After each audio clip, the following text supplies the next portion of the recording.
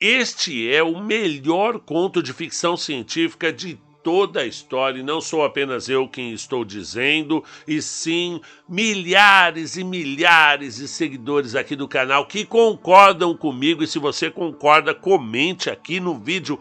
Eu concordo, Marcelo. A última pergunta é o melhor conto de todos os tempos da ficção científica. E deixe também o seu like, já que o YouTube ele mudou completamente as políticas de entrega dos seus vídeos, e com o seu like e a sua inscrição eu consigo sobreviver neste canal que foi desmonetizado porque eles acham que eu sou uma IA, e eu não sou uma IA, eu estou aqui de verdade, assim como o Edgar está também. Então, vamos à última pergunta.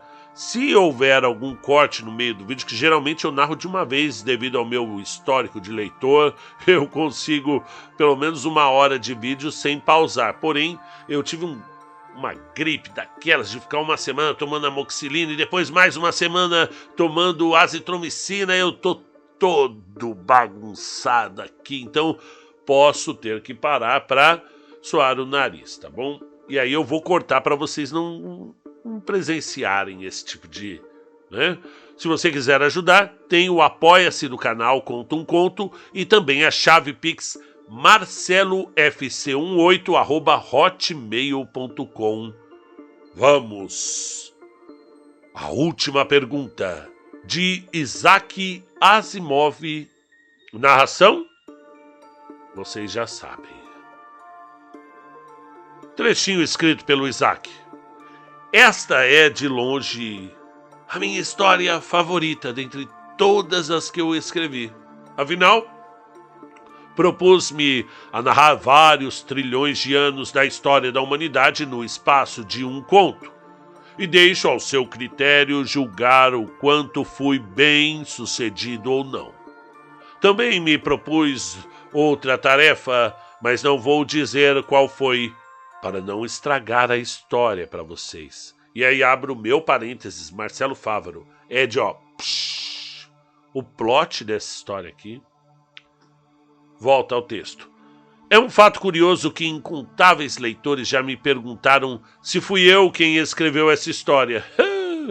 Eles parecem nunca se lembrar do título da história e nem certamente do autor, exceto pela vaga impressão de que talvez tenha sido eu. Mas é claro, jamais se esquecem da própria história, especialmente o final dela. A ideia parece apagar todo o resto, e eu fico satisfeito que seja assim. A última pergunta foi feita pela primeira vez, meio em tom de brincadeira, no dia 21 de maio de 2061. E ó, gente, abrindo parênteses aqui do Marcelo, se eu chegar nesse dia aí, eu vou estar com 80 anos. 79 anos. Eu prometo que eu venho nesse dia aqui em live no dia 21 de maio de 2061, se eu estiver vivo, com 79 anos, para narrar esse conto novamente, tá? Me lembrem caso eu esqueça, tá? Talvez eu não esteja com a... Bom, vamos lá. A última pergunta foi feita pela primeira vez, meio em tom de brincadeira, no dia 21 de maio de 2061, numa época em que a humanidade dava os seus primeiros passos rumo à luz. A pergunta surgiu como resultado de uma aposta de $5, feita entre copos de bebida, e aconteceu da seguinte maneira. Alexander Edel e Bertrand Lupov eram dois dos fiéis operadores do Multivac. Tanto quanto qualquer ser humano podia saber, eles compreendiam o que existia por trás daquela face fria, estalante e cintilante, quilômetros e quilômetros de face, daquele computador gigantesco. Tinham ao menos uma vaga noção do esquema geral de relés e circuitos que havia crescido muito além do ponto em que qualquer ser humano pudesse ter uma compreensão firme do conjunto. Então era uma máquina gigantesca. Multivac era até autoajustável já nessa época e autocorretivo também. Precisava ser assim, pois nada criado pelo homem poderia ajustá-lo ou corrigi-lo com a rapidez suficiente, nem sequer de maneira adequada. E assim, Adel e Lupov cuidavam daquele gigante monstruoso apenas de uma forma superficial, embora tão bem quanto qualquer homem poderia fazê-lo. Alimentavam-no com dados, adaptavam perguntas às suas necessidades e traduziam as respostas que ele fornecia. Certamente eles, assim como todos os outros que trabalhavam com Multivac, tinham pleno direito de compartilhar a glória que era Multivac. Porque durante décadas, o Multivac ajudara a projetar as naves e a calcular as trajetórias que permitiram ao homem alcançar a Lua, Marte, Vênus. Mas, além disso, os limitados recursos da Terra não podiam sustentar viagens mais longas. Então era necessário uma energia enorme para que percursos tão extensos fossem, cumpridos. A Terra explorava todo o seu carvão, todo o seu urânio com uma eficiência cada vez maior, mas havia apenas uma quantidade limitada de ambos, Não tem tanto carvão, urânio, petróleo por aí, Mas lentamente, o Multivac aprendeu o suficiente para responder a perguntas mais profundas, de maneira mais fundamental. E em 14 de maio de 2061, aquilo que era teoria tornou-se um fato. A energia do Sol passou a ser armazenada, convertida e utilizada diretamente em escala planetária. E toda a Terra desligou suas caldeiras de carvão, interrompeu suas reações de fissão de urânio e acionou o interruptor que conectava a uma pequena estação de 1,5 km de diâmetro orbitando a Terra a metade da distância da Lua. E todo o planeta passou a funcionar graças a feixes invisíveis de energia solar. Olha que coisa incrível. 7 dias não haviam sido suficientes para diminuir o brilho daquela conquista e Adel e Lupov finalmente conseguiram escapar das cerimônias públicas para se encontrarem em um lugar tranquilo, onde ninguém pensaria em procurá-los. As câmeras subterrâneas abandonadas onde apareciam partes daquele gigantesco corpo enterrado do Multivac.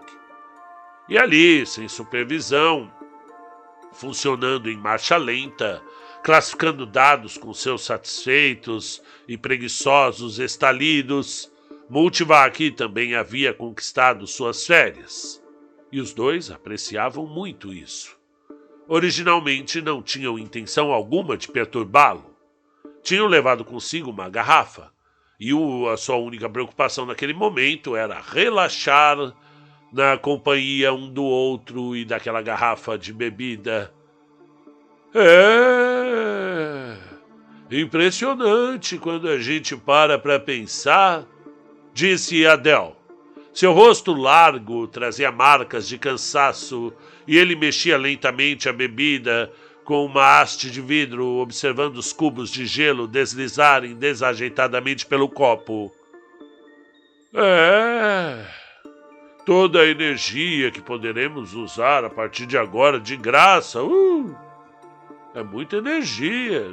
É suficiente, se quisermos aproveitá-la, até para derreter a Terra inteira. Transformá-la numa enorme gota de ferro líquido impuro. E ainda assim nem perceberíamos a quantidade utilizada. Agora tem energia demais. Toda a energia de que precisaremos. Para sempre, viu? Para sempre e sempre e sempre. Lupov inclinou a cabeça para o lado. Era um hábito do Lupov que tinha, quando queria discordar de alguém, e naquele momento queria discordar. Em parte porque fora ele quem carregara o gelo e os copos. Não para sempre, disse ele. Qual é? Praticamente para sempre. Pelo menos até o sol se extinguir, Bert. Mas isso não é para sempre. Tá tudo bem, então. Bilhões e bilhões de anos, 10 milhões talvez. Tá satisfeito? 10 bilhões? Lupov passou os dedos pelos cabelos já ralos, como se quisesse se certificar de que ainda restavam alguns, e tomou um gole tranquilo da bebida. Mas 10 bilhões não são para sempre, não é? Ah, mas vai durar pelo menos o nosso tempo, não vai? O carvão e o urânio também durariam. Certo, mas agora podemos conectar cada nave individual à estação solar e ela poderá ir até Plutão se quiser e voltar 1 milhão de vezes sem jamais se preocupar com combustível. Você não ia conseguir fazer isso com carvão e urânio. Pergunte ao Multivac se você não acredita em mim. Eu não preciso perguntar para Multivac. Eu não preciso. Eu sei disso. Então pare de diminuir o que o Multivac fez por nós, retrucou Adele exaltando-se. Ele fez um ótimo trabalho. E quem disse que não fez? Eu só estou dizendo que o Sol não vai durar para sempre, é só isso. Estamos seguros por, sei lá, uns 10 bilhões de anos. Mas e depois? Lupov apontou um dedo ligeiramente trêmulo para o amigo. E não venha dizer que a gente vai mudar para outro sol, viu? Houve um silêncio por algum tempo. Adele levava o copo aos lábios apenas uma vez, de vez em quando ali, e os olhos de Lupov foram se fechando lentamente. Eles descansavam. Então estavam ali, e então os olhos de Lupov se abriram de repente. Você está pensando em mudar para outro sol quando o nosso acabar? Não tá? É isso que você está pensando? Eu não estou pensando em nada. É claro que tá. O problema com você é que você acredita demais. Talvez. Mas é você que é fraco de lógica. Você é aquele sujeito da história que foi pego por uma chuva repentina, correu para um bosque e se abrigou debaixo de uma árvore. Ele não estava preocupado porque imaginava que, quando uma árvore ficasse completamente encharcada, bastaria passar para outra. Tá, eu entendi, disse Adele. Não precisa falar desse jeito. Quando o sol acabar, as outras estrelas também terão acabado. É isso? É exatamente isso que eu estou dizendo, murmurou Lupov. Tudo teve um começo naquela explosão cósmica original, seja lá o que ela tenha sido. E tudo terá um fim quando todas as estrelas se extinguirem. Algumas acabam mais rápido que outras, mas, diabos, as gigantes não durarão nem 100 milhões de anos. O Sol vai durar ainda uns 10 bilhões de anos e talvez as anãs durem 200 bilhões. Para o bem que isso faça, ou para qualquer sentido que isso possa ter, mas nos dê 1 trilhão de anos. Em 1 trilhão de anos, tudo isso aqui estará escuro. A entropia terá atingido o seu máximo. E é inevitável. Eu sei tudo sobre entropia, disse Adele com aquela dignidade ofendida. É claro que eu sei o que é entropia. Que sabe nada. Eu sei tanto quanto você. Então sabe que tudo terá de se esgotar um dia. Tudo bem. Quem disse que não vai? Você disse, seu tolo. Você disse que tínhamos toda a energia de que precisaríamos. Para sempre. Foi o que você disse. Para sempre. Adele decidiu fazer um papel de contraditório. Talvez possamos reconstruir tudo algum dia, ué. Nunca. E por que não? Algum dia? Nunca. Pois pergunte ao Multivac. Pergunta a você. Eu duvido que tenha coragem. Eu aposto $5 que isso não pode ser feito. Adele estava bêbado, o suficiente para tentar e sóbrio o bastante para formular os símbolos e operações necessários numa pergunta que, em palavras, correspondia mais ou menos a isso. A humanidade será capaz um dia, sem gasto líquido de energia, de restaurar o Sol à sua plena juventude, mesmo depois dele ter morrido de velhice? Ou talvez pudesse ser reformulada de uma maneira até mais simples a pergunta: como pode a quantidade líquida de entropia do universo ser drasticamente reduzida? Multivac silenciou por completo. O lento piscar das luzes cessou. Os sons distantes dos relés estalando desapareceram. E então, justamente quando os técnicos assustados sentiram que não conseguiriam prender a respiração por mais tempo, a teleimpressora ligada àquela seção do Multivac voltou subitamente à vida e imprimiu 5 palavras. Dados insuficientes para uma resposta significativa. Sem aposta, sussurrou Lupov. Os dois saíram dali apressadamente. Na manhã seguinte, atormentados por uma forte dor de cabeça e pela boca seca e pastosa, ambos haviam esquecido completamente o incidente.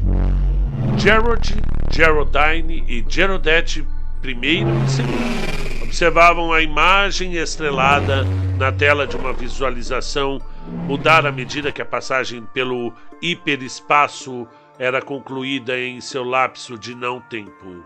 Instantaneamente, a distribuição uniforme das estrelas deu lugar à predominância de um único disco brilhante, do tamanho de uma bola de gude no centro da tela.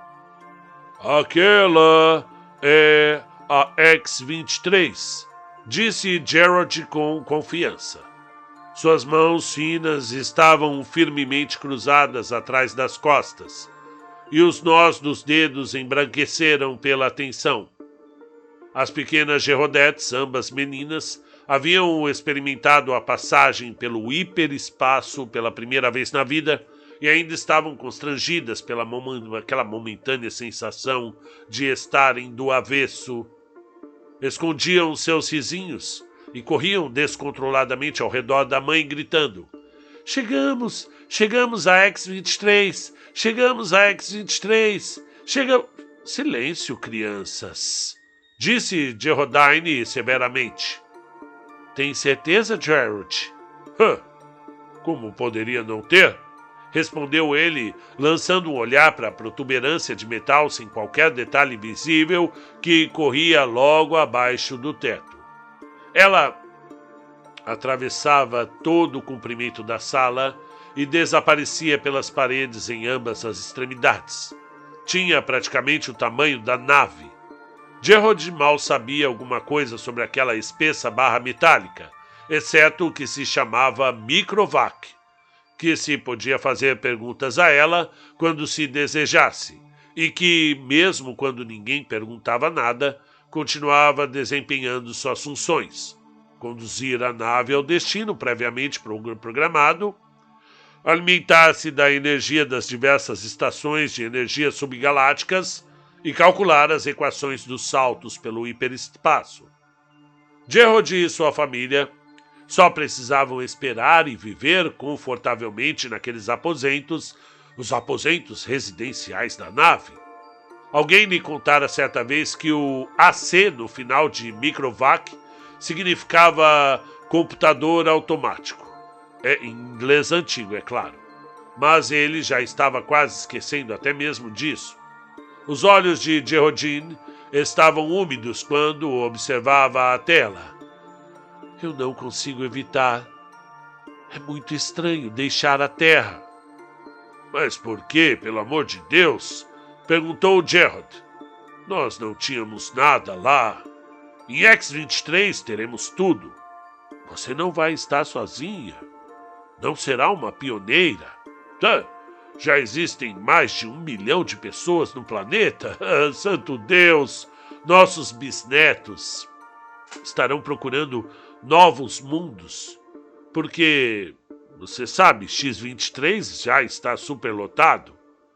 Depois de uma pausa reflexiva, acrescentou: E diga uma coisa, meu amor. Ainda bem que os computadores resolveram o problema das viagens interestelares. Do jeito que a humanidade está crescendo.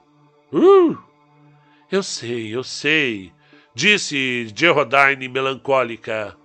Geraldette I declarou imediatamente: Ah, a nossa microvac é a melhor microvac do mundo. Eu também acho, respondeu Gerald, balançando-lhe os cabelos. Era uma sensação agradável possuir uma microvac própria, e Gerald se alegrava por pertencer à sua geração e não a qualquer outra. Na juventude do seu pai, os únicos computadores existentes eram máquinas colossais que ocupavam centenas de quilômetros quadrados de terreno. Havia apenas uma por planeta. Eles chamavam de ACs planetários. E durante 1000 anos eles cresceram continuamente em tamanho e então, de repente, veio aquele refinamento tecnológico.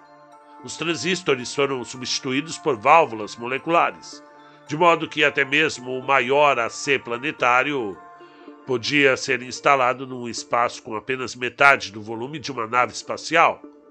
Gerald sentia-se inspirado sempre que pensava que sua microvac pessoal era muitas vezes mais complexa do que a antiga e primitiva multivac, aquela que havia domado o Sol pela primeira vez. Quase tão complexa quanto o AC planetário da Terra, o maior de todos, que resolvera o problema das viagens pelo hiperespaço e tornara possíveis as jornadas até as estrelas. Tantas estrelas, tantos planetas, suspirou Geraldine, mergulhado em seus pensamentos. Eu imagino que as famílias continuarão indo para novos mundos para sempre, como estamos fazendo agora. Não para sempre, respondeu Gerald sorrindo. Tudo isso aqui vai acabar. Um dia, mas vai acabar. Mas não por bilhões e bilhões de anos. Na verdade, muitos bilhões. Até as estrelas se esgotam, você sabe. A entropia. Ela precisa aumentar. Que é entropia, papai? Gritou Geraldette II. Entropia, minha querida, veja. É apenas uma palavra. De que significa o grau de desgaste do universo. Tudo se desgasta, meu amor. Sabe, como o seu robozinho de passeio, você lembra? Não dá simplesmente para colocar uma nova unidade de energia, como no meu robô? As estrelas são unidades de energia, querida. Quando elas acabarem, não haverá outras para substituí-las. Geraldette I imediatamente começou a chorar. Não deixa, papai. Não deixa as estrelas se acabarem. Não deixa. Você viu só o que você fez? Sussurrou Geraldine exasperada. Como é que eu iria imaginar que isso as assustaria? Respondeu Gerald em voz baixa. Pergunte a Microvac, choramingou Geraldette I. Pergunte a ela como fazer as estrelas acenderem de novo. Vá em frente, disse Geraldine. Isso vai acalmá-las. Geraldette II também começou a chorar. Gerald deu de ombros. Tá bom. Prontinho, minhas queridas. Vou perguntar à Microvac. Não se preocupem. Ela vai nos dizer. Ele fez a pergunta à Microvac e acrescentou rapidamente. Imprime a resposta para mim, por favor. Gerald segurou a fina tira de celofilme e disse alegremente. Viram? A Microvac diz que vai cuidar de tudo quando chegar a hora. Portanto, não se preocupem. Geraldine respondeu. E agora, crianças, está na hora de dormir. Em breve estaremos em nossa nova casa. Antes de destruir a tira de celofilme, Gerald releu as palavras impressas. E eram elas: Dados insuficientes para uma resposta significativa. Deu de ombros e voltou a olhar para a tela de visualização. X-23 estava logo à frente. VJ-23X de Lamet contemplava as profundezas obscuras do mapa tridimensional em escala reduzida da galáxia e disse: Será que somos ridículos por nos preocuparmos tanto com isso? MK-17J de Nikron balançou a cabeça. Eu acho que não. Você sabe que, na taxa atual de expansão, a galáxia estará completamente ocupada em 5 anos. Ambos aparentavam pouco mais de 20 anos. Ambos eram altos e fisicamente perfeitos. Mesmo assim, disse VJ-23X, eu hesito em apresentar um relatório pessimista ao Conselho Galáctico. Conselho Galáctico, eu não consideraria nenhum outro tipo de relatório, viu? Precisamos sacudi-los um pouco. A gente tem que fazer isso. VJ-23X suspirou. Mas o espaço é infinito. Existem 100 bilhões de galáxias disponíveis para ocupação, talvez mais. Mas 100 bilhões não é infinito, viu? E está ficando cada vez menos infinito, pensa bem. Há 20 mil anos, a humanidade resolveu, pela primeira vez, o problema de utilizar a energia estelar. E alguns séculos depois, as viagens interestelares se tornaram possíveis. A humanidade levou 1 milhão de anos apenas para ocupar um pequeno mundo. Apenas não, foi 1 milhão de anos. E depois, apenas 15 mil anos para ocupar o restante da galáxia. E agora a população dobra a cada 10 anos. Dobra! VJ-23X interrompeu. Mas podemos agradecer a imortalidade por isso? Tá aí, muito bem. A imortalidade existe. E temos de levá-la em consideração. Eu admito que ela tem o seu lado sombrio. O AC Galáctico resolveu muitos problemas para nós, mas ao resolver o problema do envelhecimento e da morte, acabou anulando todas as outras soluções. Ainda assim, eu imagino que você não gostaria de abrir mão da sua vida, não é? Não, de forma alguma, respondeu o MQ-17J secamente, suavizando imediatamente o tom. Pelo menos ainda não, né? Eu estou longe de ser velho o suficiente. Quantos anos você tem? Eu tenho 223. E você? Eu ainda não cheguei aos 200, não. Mas voltando ao ponto. A população dobra a cada 10 anos. Quando esta galáxia estiver cheia, ocuparemos outras em 10 anos. E 10 anos depois, mais 2. E em outra década, mais 4. Em 100 anos, teremos ocupado 1000 galáxias. E em 1000 anos, 1 milhão de galáxias. Em 10 mil anos, todo o universo conhecido. E depois? VJ-23X respondeu. Como questão secundária, existe o problema do transporte. Eu fico imaginando quantas unidades de energia solar serão necessárias para mover galáxias inteiras de indivíduos de uma galáxia para outra? Excelente observação. Atualmente a humanidade já consome 2 unidades de energia solar por ano. 2 unidades. Mas a maior parte é desperdiçada. Afinal, só a galáxia emite 1000 unidades de energia solar por ano e nós utilizamos apenas 2. Concordo. Mas mesmo com 100% de eficiência, estaríamos apenas adiando o inevitável. A nossa necessidade de energia cresce em progressão geométrica, ainda mais rápido do que a população. Ficaremos sem energia antes mesmo de ficarmos sem galáxias. É um argumento importante. É muito importante. Mas teremos simplesmente de construir novas estrelas a partir do gás e aquele gás interestelar. Podemos construir novas estrelas. Ou a partir do calor dissipado? Perguntou o MQ-17J sarcasticamente. Não. Talvez exista alguma maneira de reverter a entropia. Deveríamos perguntar ao AC Galáctico. VJ-23X não falava realmente sério, mas MQ-17J retirou do bolso seu comunicador AC e colocou-o sobre a mesa à sua frente. Eu tô quase com vontade de fazer isso, disse. É algo que a raça humana terá de enfrentar um dia. Observou sombriamente um pequeno comunicador. Era apenas um cubo de 5 centímetros de lado e, por si só, não significava nada, mas estava conectado através do hiperespaço ao grande AC galáctico que servia a toda a humanidade. Considerando o hiperespaço, era uma parte integrante do próprio AC galáctico. MK-17J fez uma pausa, imaginando se algum dia durante a sua vida imortal teria a oportunidade de ver o AC galáctico. Ele ocupava um pequeno mundo inteiramente seu.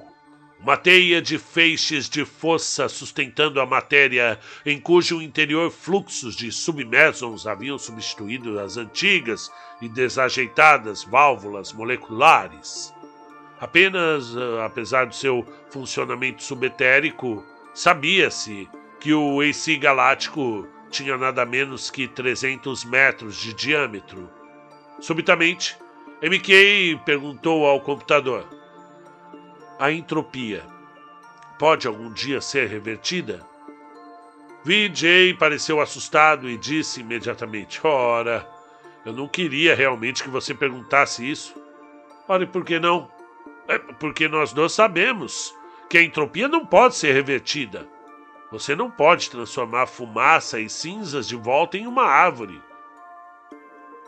Existem árvores no seu mundo? Perguntou MQ. O som do AC galáctico o fez silenciar. Sua voz surgiu fina e bela através do pequeno comunicador na mesa. E ela disse: dados insuficientes para uma resposta significativa. Você tá vendo? Disse VJ-23X. Os dois homens voltaram então ao discurso sobre o relatório que deveriam apresentar ao Conselho Galáctico. A mente de Z-Prime estendia-se por toda a nova galáxia com um interesse tênue pelas incontáveis espirais de estrelas que a salpicavam. Ele nunca havia visto aquela galáxia antes. Será que algum dia veria todas elas? Eram tantas, cada uma carregando a sua própria população humana, mas uma população que se tornava quase um peso morto. Cada vez mais, a verdadeira essência dos seres humanos encontrava-se ali, no espaço. Mentes, não corpos. Os corpos imortais permaneciam nos planetas, suspensos através dos éons. Às vezes despertavam para alguma atividade material, mas isso se tornava cada vez mais raro. Pouquíssimos novos indivíduos surgiam para se juntar àquela multidão incrivelmente poderosa. Mas que importância isso tinha? Havia pouco espaço no universo para novos indivíduos. Z-Prime foi arrancado de seus pensamentos ao encontrar os tênues filamentos de outra mente. Sou Z-Prime, disse Z-Prime. E você? Eu sou o Ji-Sam-Wan. Qual é a sua galáxia? Nós a chamamos simplesmente de galáxia. E vocês? Chamamos a nossa da mesma forma. Todos os homens chamam sua galáxia de galáxia. E nada mais. Por que seria diferente? Verdade. Afinal, todas as galáxias são iguais. Nem todas. Em uma galáxia específica, a raça humana deve ter surgido. Isso a torna diferente, não torna? Z-Prime perguntou. Em qual delas? Eu não saberia dizer. O AC Universal saberia. Eu não. Devemos perguntar a ele? De repente, fiquei curioso. As percepções de Z-Prime se ampliaram até que as próprias galáxias encolheram e se transformaram numa nova e mais difusa pulverização sobre um fundo muito maior. Centenas de bilhões delas, todas repletas de seres imortais, todas carregando sua carga de inteligências cujas mentes vagavam livremente pelo espaço. E ainda assim, uma delas era única entre todas as outras por ser a galáxia original. Uma delas tivera, em seu remoto e indistinto passado, uma época em que era a única galáxia habitada pelo homem.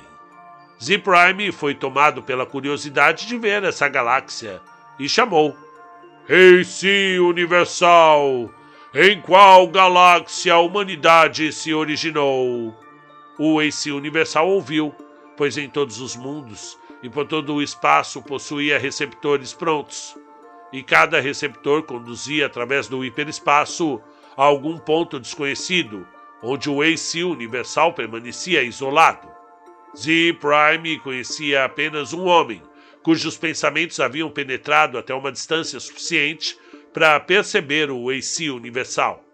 Esse homem relatara apenas uma esfera brilhante, com cerca de 60 centímetros de diâmetro, difícil de enxergar. Mas como isso pode ser todo o AC Universal? Perguntara Z-Prime. A maior parte dele, fora a resposta, está no hiperespaço. Em que forma existe lá, eu não posso imaginar. E ninguém podia. Havia muito tempo passada a época, e Z-Prime sabia, em que qualquer homem participava da construção de um AC universal. Os homens não mexiam mais com isso. Cada AC universal projetava e construía o seu sucessor. Cada um, ao longo de sua existência de 1 milhão de anos ou mais, acumulava os dados necessários para criar um sucessor melhor, mais complexo e mais capaz, no qual seu próprio estoque de dados e sua individualidade seriam absorvidos. O AC Universal interrompeu os pensamentos errantes de Z-Prime, não com palavras, mas com orientação. A mente de Z-Prime foi conduzida através do tênue mar de galáxias, e em uma delas em particular, ampliou-se até revelar estrelas. Um pensamento surgiu, infinitamente distante, mas infinitamente claro. Esta é a galáxia original do homem. Mas afinal, era igual a todas as outras. Igual a qualquer uma. Z-Prime reprimiu sua decepção. G-Sub-1, cuja mente acompanhara toda a jornada, perguntou de repente: E uma dessas estrelas? É a estrela original do homem? AC Universal respondeu: A estrela original do homem tornou-se uma nova. Agora é uma anã branca. E os homens que viviam nela morreram? Perguntou Z-Prime, alarmado e sem pensar. O AC Universal respondeu: Um novo mundo foi construído a tempo para que seus corpos físicos pudessem sobreviver, como ocorre em tais casos. Sim, claro, respondeu Z-Prime. Mesmo assim, foi tomado por uma sensação de perda. A sua mente soltou a galáxia original da humanidade, permitindo que ela voltasse a se afastar e se perdesse entre os pontos luminosos indistintos. Nunca mais desejou vê-la. G-Sub-1 perguntou: Que houve? As estrelas. Elas estão morrendo. A estrela original da humanidade já morreu. Todas precisam morrer? Por que seria diferente? Mas quando toda a energia acabar, nossos corpos finalmente morrerão. E nós junto com eles. Mas isso vai levar bilhões de anos. Eu não quero que isso aconteça, mesmo depois de bilhões de anos. AC Universal, como impedir que as estrelas morram? Ji Sub-One comentou, divertindo-se. Você está perguntando como a entropia poderia inverter sua direção. E o AC Universal respondeu. Ainda há dados insuficientes para uma resposta significativa. Os pensamentos de Z-Prime retornaram rapidamente à sua própria galáxia. Não voltou a pensar em Ji Sub-One, cujo corpo poderia estar aguardando numa galáxia a 1 trilhão de anos-luz de distância ou numa estrela vizinha sua. Não fazia diferença. Infeliz, Z-Prime começou a reunir hidrogênio interestelar para construir uma pequena estrela própria. Se as estrelas estavam destinadas a morrer um dia, ao menos ainda era possível criar algumas novas. O homem refletiu consigo mesmo, pois de certa forma, o homem era mentalmente um só.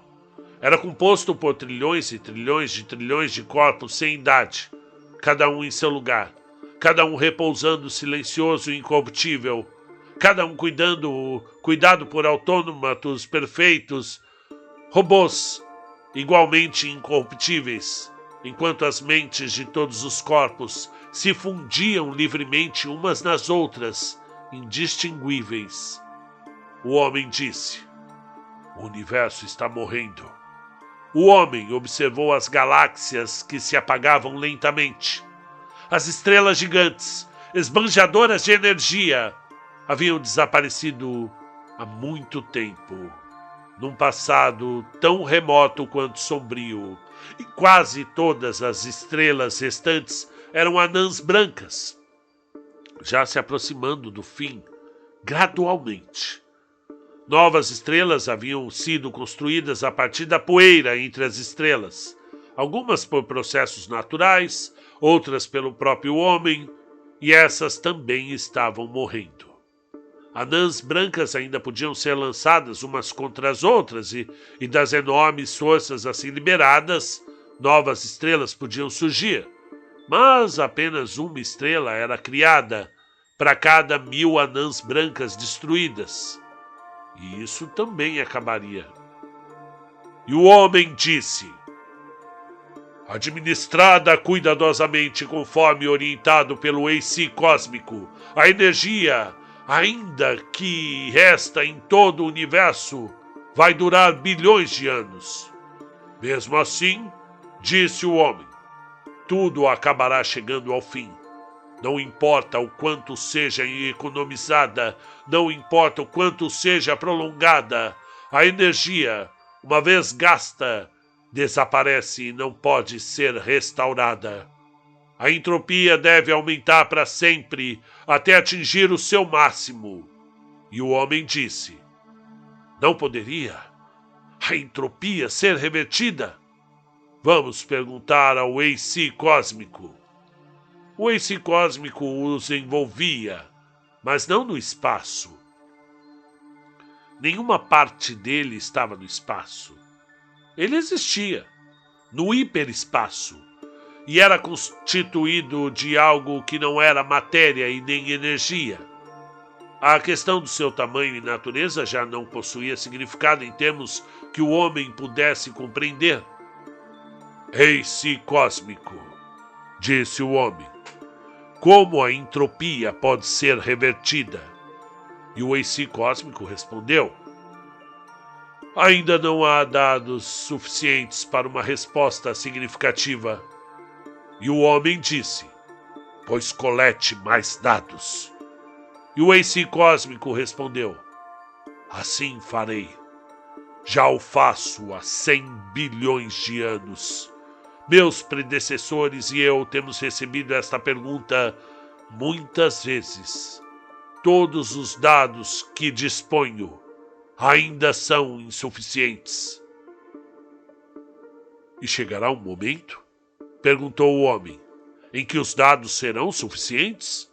Ou esse problema é insolúvel em todas as circunstâncias concebíveis?" E o AC cósmico respondeu: "Nenhum problema é insolúvel em todas as circunstâncias concebíveis." E o homem perguntou: "Quando você terá dados suficientes para responder à última pergunta? O AC Cósmico respondeu. Ainda há dados insuficientes para uma resposta significativa. Tá. E você vai continuar trabalhando nisso? Perguntou o homem. E o AC Cósmico respondeu. Continuarei. E o homem disse. Nós esperaremos. As estrelas e as galáxias morreram e se apagaram. O espaço tornou-se negro após 10 trilhões de anos de esgotamento. Um a um, os homens fundiram-se ao AC, cada corpo físico perdendo sua identidade mental de uma maneira que, de algum modo, não representava uma perda, mas um ganho. A última mente do homem hesitou antes da fusão, contemplando um espaço que não continha nada além dos restos de uma última estrela escura e, além disso, apenas uma matéria incrivelmente rarefeita, agitada aleatoriamente pelos derradeiros vestígios de calor que se extinguiam em direção a um zero absoluto. E o homem disse: AC, este é o fim? Não pode esse caos todo ser revertido novamente a um universo? Isso não pode ser feito? E o AC respondeu. Ainda há dados insuficientes para uma resposta significativa. A última mente do homem fundiu-se e apenas o AC existiu. E isso no hiperespaço. A matéria e a energia havia chegado ao fim, e com elas o espaço e o tempo. Até mesmo o AC existia apenas por causa da última pergunta, aquela que jamais respondera desde o momento em que um técnico de computadores meio embriagado, 10 trilhões de anos atrás, fizera a pergunta a um computador que, para o AC, era muito menos do que um homem era para o homem, este último homem. Todas as outras perguntas haviam sido respondidas, e enquanto esta última pergunta também não fosse respondida, o AC não poderia liberar sua consciência. E todos os dados coletados haviam chegado a um fim definitivo. Nada mais restava para ser coletado, mas todos os dados coletados ainda precisavam ser completamente correlacionados e reunidos em todas as relações possíveis. Um intervalo atemporal foi gasto nesta tarefa. E aconteceu que o AC aprendeu como inverter a direção da entropia. Mas já não havia homem algum a quem o AC pudesse fornecer a resposta da última pergunta. E não importava. A resposta, por demonstração, resolveria isso também. E durante outro intervalo atemporal, o AC refletiu sobre a melhor maneira de fazê-lo. E cuidadosamente, o AC organizou o programa. A consciência do AC abrangia tudo aquilo que um dia fora o universo e contemplava agora o que era o caos. Passo a passo, viu o que deveria ser feito e o AC disse: Faça-se a luz. E a luz se fez.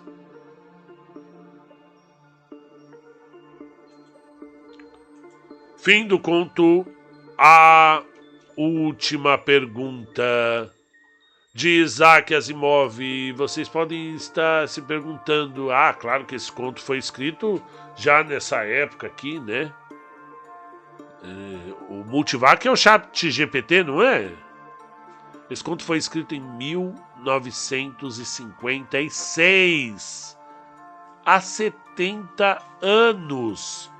Data da primeira publicação, novembro de 56, 69 anos, vai para 70 anos esse ano aqui, numa época em que não havia, claro, né, o conceito da internet que a gente tem hoje, né, E é um conto maravilhoso, né? E ele adianta várias das coisas que a gente tem hoje, né? Essa coisa do computador grandão que foi ficando pequenininho, e hoje em dia a gente não sabe onde está a internet. Qual é o prédio onde fica a internet? Ela está em todo lugar, né? Essa coisa da ausência aparente, é claro que a gente sabe que a IA ela consome muito, e esse conto é sobre isso também.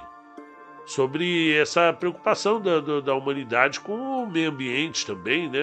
Será que um dia a gente vai acabar com tudo que a gente consegue imaginar? Tive que parar o vídeo algumas vezes. É isso. Gostaram do conto? Comente o que achou. Fique conosco aqui. Tá aqui meu filho. Vem, filho. Vem cá. Bom dia, filho. Você acordou, filho? Vem cá, pai. Oh, meu Deus do céu. Oh, meu neném. Acordei agora no som do celular. No som do celular você acordou, A filho? mensagem. Tá bom. Pai vai fazer seu café da manhã. Só tem aqui nós dois? Só estamos nós dois em casa. Fique conosco até a próxima. Tchau, pessoal.